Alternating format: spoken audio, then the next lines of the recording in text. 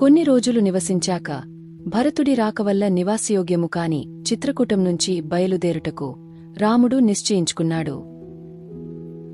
రాముడు మహర్షి శరభంగని మందాకిని నదీతీరమీద ఉన్న ఆయన ఆశ్రమం వద్ద కలిశాడు. అప్పుడే ఆ మహర్షి స్వర్గలోకాలకు వెళ్లడానికి సిద్ధపడి ఉన్నాడు.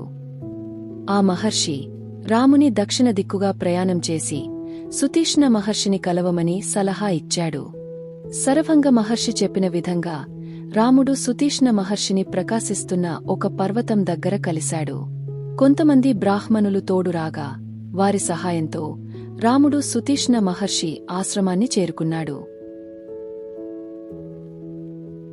ఆ మహర్షి సలహాతో రాముడు మరియు బ్రాహ్మణులు మరుసటి రోజు దక్షిణ దిక్కుగా అరణ్యంలోకి ప్రయాణం సాగించారు.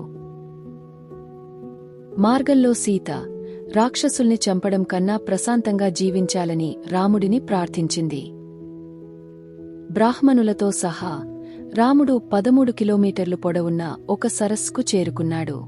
ఆ సరస్సు దగ్గర పవిత్రమైన ఆశ్రమమండలాన్ని కూడా రాముడు చూశాడు. ఆ సరస్సు పేరు పంచ అప్సర సరస్సు, ఇప్పుడు బాన్సాగర్ సరస్సు. ఈ బాన్సాగర్ సరస్సుని మరియు డ్యాంని తప్పకుండా సందర్శించండి.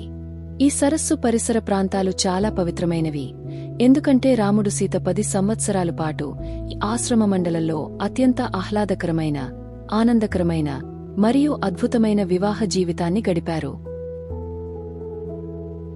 సుందరమైన ప్రకృతి అందాలతో పాటు అదృశ్య అప్సరసలచే అద్భుతమైన సంగీతంతో కూడుకున్న ఈ సరస్సు పరిసర ప్రాంతాల్లో భగవంతుడైన రాముడు సీత శృంగారభరితమైన మధుర స్మృతులతో కూడుకున్న 10 సంవత్సరాలు ఈ భూమి మీద గడిపారు.